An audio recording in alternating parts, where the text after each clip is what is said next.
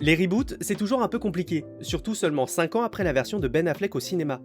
Avril 2016, c'est une chaise musicale plus ou moins chaotique que connaît le projet, parce qu'à l'origine, il était prévu que Ben Affleck écrive, réalise et endosse le rôle de ce The Batman. Il a finalement été évincé, d'abord en mettant de côté son script, puis en le remplaçant en tant que réalisateur, pour au final le retirer complètement du projet.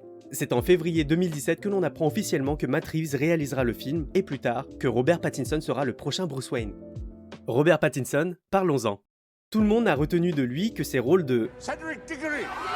ou encore de Edward Cullen. alors que si vous regardez de près sa filmographie, vous verrez qu'il n'a en fait plus rien à prouver. C'est un acteur talentueux et sa présence au casting était une excellente nouvelle à mes yeux.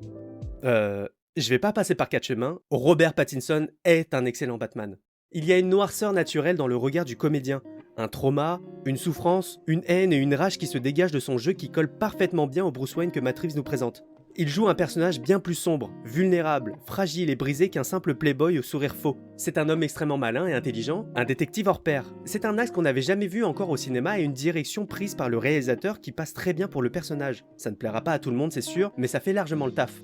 Son costume est très cohérent et rend finalement vachement bien. Il a du sens, il est pratique à utiliser et surtout, il est vraiment imposant. Il inspire la puissance, la fierté, la confiance et surtout, la peur.